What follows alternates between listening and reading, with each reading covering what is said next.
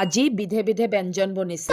ৰঙা ৰঙা মছলাত উপঙি থকা আলু, বাজিৰেকি ৰুটি, ঘেঁহুৰ ৰুটি আৰু যে কত কি। জিনা দাংকাটিৰ বাহিৰে সকলো ব্যস্ত আজি। নহবনো কিয়, ঘৰৰ সৰু ল'ৰা তথা মোৰ একমাত্ৰ দেৱৰজনৰ বিয়া ফিক্স হ'ল। তাকে এয়া কইনা ঘৰৰ মানুহ আমাৰ ঘৰ চাবলৈ বুলি আহিছে। মা খুৰী দুগৰাকী আটাইবোৰ একেবাৰে পাকঘৰত ধুনীয়াকৈ খানা চানা ৰেডি কৰাত বিজি। দৰা এসপ্তাহমান আগতেই চাই গৈছিলে, পচন্দ হ'ল বোলে, সেইকাৰণে এতিয়া আকৌ আহিছে নিয়মখিনি কৰিবলৈ। নিয়ম মানে কি আৰু, দৰা পচন্দ হৈ গ'ল, সেইকাৰণে এয়া তিলক কৰা পৰম্পৰা আৰু নাৰিকল এটাও দিয়ে, লগতে হাতত পইচা এটা দিয়ে। মানে আজিৰ পৰা আমাৰ যিটো দেৱৰ, আমাৰ ল'ৰাটো মানে বুক হৈ গ'ল আৰু সেয়ে বুজাই আৰু ধুনীয়াকৈ ইয়াত তিলক কৰা পৰম্পৰা তেওঁলোকে কৰিছে ছোৱালী ঘৰৰ মানুহে। ছোৱালীৰ মাক, মাহীয়েক, জেঠাইক আৰু বয়োজ্যেষ্ঠসকল মিলি আমাৰ দেৱৰজনক তিলক কৰিছে। আজিৰ পৰা আমাৰ সম্পূৰ্ণ পৰিমাণে বুকিং, মানে এয়া এডভান্স বুকিং হৈ গ'ল আৰু দৰাৰ কইনা গৰাকীৰ যে তেওঁ স্বামী হ'ব তাৰে এনেকুৱা মানে পৰম্পৰাৰ সৈতে তেওঁলোকে মানে বুক কৰি দিয়ে আৰু বুক মানে এয়া মই মোৰ ভাষাতে কৈছো দেই, বিহাৰীয়ে কৈছে মানে চিম্পল ভাষাত কি বুজাই দিছে। চ' আজিৰ পৰা আৰু অফিচিয়েলি সি কোনো অন্য ছোৱালী বা অন্য তিৰি চাব নোৱাৰিব।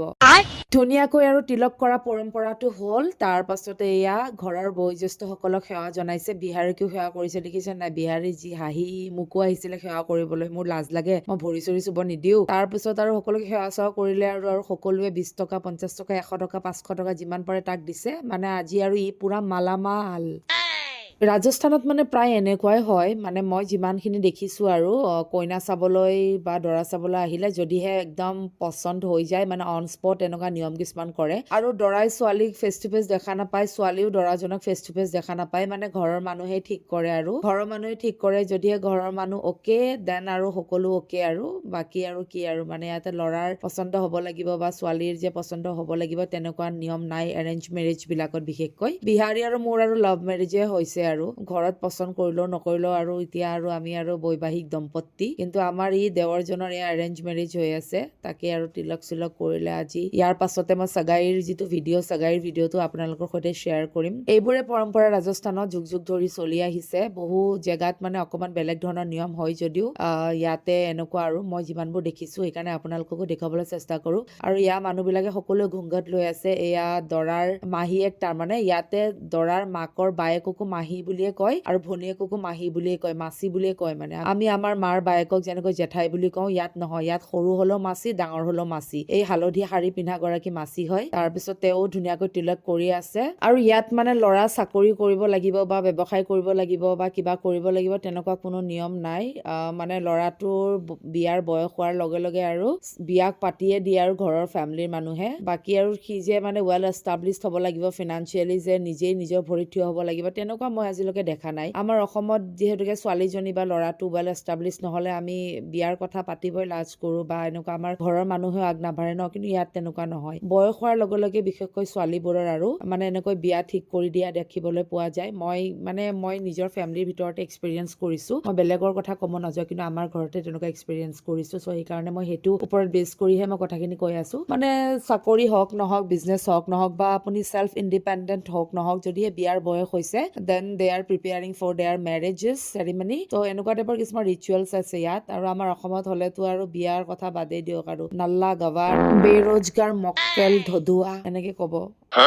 যিয়ে নহওক আৰু সকলো দেশৰে সকলো ৰাজ্যৰে নিয়ম পৰম্পৰা আৰু তেওঁলোকৰ ভাৱ অনুভৱ, মনোকামনা বা সকলো বেলেগ বেলেগ থাকে। আমাৰ কালচাৰটো বেলেগ, তেওঁলোকৰো কালচাৰটো বেলেগ, আৰু সকলোৰে মানে ৰেহেন চেহেন বা এইবিলাক আৰু বেলেগ আৰু চিন্তা ভাৱনা ন। চ' আমি বেলেগকৈ চিন্তা কৰো, তেওঁলোকে বা কেনেকৈ চিন্তা কৰে। এতিয়া মইতো বাপৰে বা বিয়াৰ কথা ভাবিবই নোৱাৰো, তাৰ মানে এনেকুৱা টাইপৰ, মানে কি কৰি খুৱাম বা কি হ'ব ফিউচাৰ। ত' ইয়াত মানে তেনেকুৱা নাই। ইয়াত যদি ল'ৰা বা ছোৱালীজনৰ একো নাথাকে নহয়, ফেমিলিয়ে পুৰা ফুল চাপৰ্ট কৰে, মানে মাক বাপেকৰ ওপৰতে আৰু তেওঁলোকে চলে আৰু বিয়া পাতাৰ পাছতো তেনেকুৱা টাইপৰ মানে ইয়াত চলি থাকে, আগৰ পৰাই চলি আছে, এতিয়াও আৰু চলে। তাৰমানে বিশেষকৈ আমাৰ ফেমিলিত আমি দেখিছো মানে এইখিনি বস্তু, মানে একো নকৰে কিন্তু আগতে বিয়াখন পাতি দিয়ে, এনেকুৱা টাইপৰ কিছুমান বস্তু। সকলো বস্তুৰে ভাল বেয়া কিছুমান দিশ থাকে। তথাপিতো আৰু মই যিমানখিনি একদম চিধা চিধি যদি ক'ব যাওঁ, তেনেহলে এষ্টাব্লিছমেণ্ট আজিকালি বহুত জৰুৰী। বিয়া হৈ থাকিব, আপুনিনো বিয়া নোহোৱাকে কিয় থাকিব, কিন্তু বিয়া পতাৰ পাছত জৰুৰত কা চিজ হি আগাৰ नहीं दे पाएगा तो उस शादी का क्या मतलब है। আৰু এই লাভ এফেকশ্যন এইবিলাক সদায় নাথাকেতো ফিনান্সিয়েলি ষ্ট্ৰং হোৱাটো বহুত বেছি জৰুৰী আজিকালিৰ দিনত নহ'লে মানে সম্বন্ধত মানে খুঁত আহিবলৈ বেছি সময় নালাগে চ' এইবোৰে কথা কিন্তু ইয়াত এনেদৰে যুগ যুগ ধৰি চলি আছে বা আমাৰ পৰিয়ালত এনেকুৱাই চলে চ' সেইকাৰণে আৰু তেওঁলোকে বিয়া পাতিবলৈ সাহস কৰিছে আৰু আজিকালি যিহে দিনকাল ছিংগল ইনকামেদি একোৱে নহয় ল'ৰা আৰু ছোৱালী দুয়োগৰাকী ভালকৈ এষ্টাব্লিছ হ'লে মানে দুয়োগৰাকীয়ে যদি ফিনান্সিয়েলি অকণমান হ'লেও ষ্ট্ৰং হয় বা ইজনে সিজনৰ তেতিয়া অকণমান সহায় হয় পৰিয়ালটো আগবাঢ়িবলৈ অকণমান সুবিধা হয় চ' সেইবোৰে আৰু মই বিলিভ কৰোঁ বাকী সকলোৰে যে চিন্তা ধাৰণা বা থিংকিং মোৰ নিচিনা হ'বই লাগিব তেনেকুৱা কোনো কথা নাই মই অকল মোৰ কথাখিনিহে উপস্থাপন কৰিছোঁ বাকী এনেদৰে চলি আছে আমাৰ পৰিয়ালত বিয়া তাৰ পাছত হৈ গ'ল আমাৰ খোৱা বোৱাৰ সময় আৰু এয়া আৰু ইয়াত একেখন থালিতে এনেকৈ খাই মৰম বোলে বৃদ্ধি পায় এয়া ময়ো খুৱাই দিছোঁ মোকো খুৱাই দিছে কিন্তু মই এনেকৈ মানে নাখাওঁ দেই তেওঁলোকে জাষ্ট খুৱাই মোৰ লগত নিয়মটোহে কৰিছে মই মানে খাব নোৱাৰোঁ মোৰ আগৰ পৰা অভ্যাস নাই আৰু সেইকাৰণে এইটো মানে